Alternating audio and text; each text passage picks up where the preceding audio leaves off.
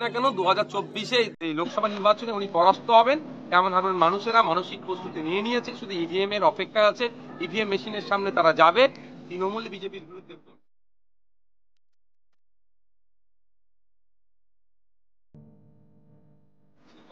ছিলেন 2 ডিসেম্বর পার হয়ে গেল। অমিত শাহ 2019 সালে এসে বলেছিলেন সিএ हम करके रखेंगे, এই ধরনের অনেক কথা।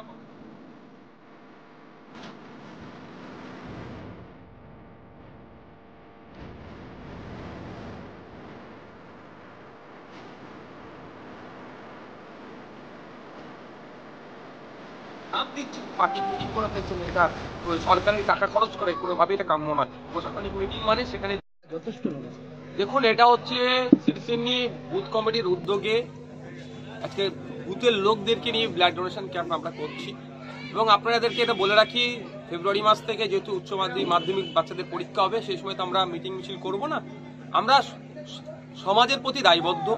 রক্তের আজকে ঘাটতি দেখা যাচ্ছে, ব্লাডের ক্রাইসিস দেখা যাচ্ছে, না রাজ্য সরকার না কেন্দ্র সরকার সেই অর্থে ঘাটতি পূরণ করতে পারছে না। তা আমরা আমাদের পক্ষ থেকে যতটা সম্ভব তারা আমরা সহযোগিতা করছি। ফেব্রুয়ারি মাস জুড়েও কিন্তু আমাদের বিভিন্ন জায়গাতে আমাদের ছোট ছোট প্রোগ্রাম করবে, যেখানে আমরা মাইক ব্যবহার করবো না, লাউড স্পিকার সেই অর্থে ব্যবহার করবো না, কিন্তু আমাদের পার্টির অ্যাক্টিভিটি, আমাদের সামাজিক কাজে আমরা যুক্ত থাকবো। আজকে আমি ধন্যবাদ জানাই এখানকার যারা আছেন, বুথের বিজেতা প্রার্থী আছেন, বুথের সভাপতি আছেন, আমাদের ব্লকের নেতৃত্ব যারা আছেন, জেলা নেতৃত্বের সহযোগিতা নিয়ে একটা সুন্দর পরিবেশ করেছেন। সাথে রক্তদান শিবিরের সাথে সাথে মানুষকে কিছু বিষয় আজকে সচেতন আমরা করতে পারলাম। আমরা চাই মানুষ সচেতন হোক। আজকে সচেতনতার অভাবের ফলে আবাস যোজনার বাড়ি নিয়ে দেওয়ার জন্য নাকি কারো মিটিং মিছিলে যেতে হচ্ছে। কেন? মানুষের এটা তো মৌলিক অধিকারের মধ্যে পড়ছে, কেন মিটিং মিছিলে যেতে হবে একটা বাড়ির জন্য? সে বিষয়টাও আজকে আমি খোলাসা করলাম। আশা করছি আজকের পর থেকে বাড়ির জন্য কাউকে মিটিং মিছিলে এরা ডাকতে পারবে না। এই ধরনের আমরা সবসময় চাই মানুষ সচেতন হোক। সচেতন হলেই সঠিক লক্ষ্যে নির্বাচিত করবে। আমরা চাই সঠিক লোক ভোটে নির্বাচিত হোক। আইএসএফ কি নির্বাচিত করতে হবে এটা বড় কথা নয়, এমন লোককে নির্বাচিত করুক যে সমাজের প্রতি, সোসাইটির প্রতি দায়বদ্ধ থাকবে। পলিটিক্যাল প্রতিক্রিয়ায় ঢুকছে একটু। উত্তরবঙ্গে রাহুলের সবাই সেলিম, কি বলবেন? দেখুন, অবিজেপি তৃণমূল যে জোট বাঁধতে চলেছে, আইএনডিআই জোটে তো অলরেডি আছেন, লেফট আছে বা সিপিএম আছে।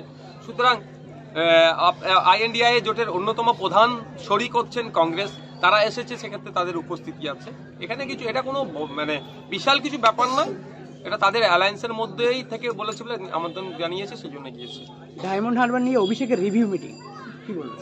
দেখুন, যাই উনি করুক না কেন 2024-এ লোকসভা নির্বাচনে উনি পরাস্ত হবেন। ডায়মন্ড হারবার মানুষেরা মানসিক প্রস্তুতি নিয়ে নিয়েছে, শুধু ইভিএম এর অপেক্ষা আছে। ইভিএম মেশিনের সামনে তারা যাবে, তৃণমূল বিজেপির বিরুদ্ধে ভোট দেবে, আইএসএফ এর পক্ষে ভোট দিয়ে আমাদেরকে জিতাবে। যতই রিভিউ মিটিং করুক না কেন, 9 বছর 9.5 বছর যেভাবে ডায়মন্ড হারবারবাসীকে বঞ্চিত করেছে, লাঞ্ছিত হয়েছে, অপদস্থ হয়েছে, অপশাসনের মধ্যে তাদের থাকতে হয়েছে, তাদের বাক স্বাধীনতা কেড়ে নিয়েছে, তার জবাব দেওয়ার সময় 2024-এ লোকসভা নির্বাচন আসছে, তারা দেবে। এক সপ্তাহের মধ্যে দেশে লাগু হবে সিএ, গ্যারান্টি দিয়ে বলছে কেন্দ্রীয় জাহাজ মন্ত্রী শান্তনু। দেখুন, উনি এর আগে অনেক কথা বলেছেন, ওনাদের দলের বড় নেতা বাংলার বলেছিলেন, ডিসেম্বর দেখা গিয়েছিলেন, 2 ডিসেম্বর পার হয়ে গেল। অমিত শাহ 2019 সালে এসে বলেছিলেন সিএ हम करके रखेंगे, এই ধরনের অনেক কথা বলেছেন। ব্যাপারটা হচ্ছে ভোট পাওয়ার জন্য। তবে একটা কথা, আমরা শান্তনু ঠাকুরের কাছ থেকেও জবাব নেবো, মুখ্যমন্ত্রীর কাছ থেকেও জবাব নেবো। যখন হরিচাঁদ গুরুচাঁদ ঠাকুর সম্পর্কে বাজে মন্তব্য মুখ্যমন্ত্রী করেছিল, তখন শান্তনু ঠাকুরের কি অবস্থান ছিল, আর আজকের ডেটে কি, আর মুখ্যমন্ত্রী কেন এখনো কিন্তু এই বিষয়টা রেকটিফাই করেনি, এর জবাব কিন্তু আমরা নেব। লোকসভা ভোটের আগে 5 দিনের জেলা সফরে মুখ্যমন্ত্রী, উত্তরবঙ্গের রাহুলের ন্যায়যাত্রার মধ্যে মমতা বন্দ্যোপাধ্যায়, কিভাবে দেখছেন? তখন কে কোথায় যাবে না যাবেন, মুখ্যমন্ত্রী কোথায় সফরে যাবেন, আমি তো ঠিক করে দিতে পারি না। তিনি তার ইখতিয়ারের মধ্যে পড়ে। তবে একটা কথা, যদি প্রশাসনিক মিটিং হয় সেখানে বিরোধীদের যে স্পেস আছে সেটাও দেওয়া দরকার। প্রশাসনিক মিটিং নাম দিচ্ছেন, পার্টির মিটিং করে ফেলছেন, এটা সরকারের টাকা খরচ করে, কোনোভাবেই এটা কাম্য নয়। প্রশাসনিক মিটিং মানে সেখানে বিরোধী যারা ওখানে আছেন তাদেরকেও সেই মিটিংয়ে আহ্বান করা দরকার, তাদের কাছ থেকেও পরামর্শ নেওয়া দরকার। 2 বিচারপতির সংঘাত মামলার আজ সুপ্রিম কোর্টে নজর, কিভাবে দেখছেন? দেখুন, আমি আইনের বিষয়ে খুব একটা এক্সপার্ট না, যতটুকু জানতে পারছি, যতটুকু শুনতে পাচ্ছি, যতটুকু আইনজীবীদের মুখে শুনছি, বিচারপতিদের মুখে যতটুকু শুনতে পাচ্ছি, অতটুকুই। তারপরেও বলবো, আমরা চাই বিচার ব্যবস্থা কোনোভাবেই না কুলসিত হয়। বিচার ব্যবস্থা তার সঠিক জায়গায় স্বতন্ত্রতা বজায় রেখেছিল। কে বড় নেতা কে ছোট নেতা, বিচার ব্যবস্থা আমার মনে হয় সেটা ঠিক করে দিতে পারে না।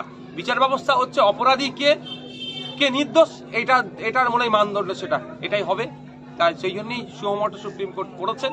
আশা করবো এর মধ্যে যদি কেউ ভুল করে থাকে শাস্তি পাবে এবং বিচার ব্যবস্থার প্রতি মানুষের আরো ভরসা আরো বিশ্বাস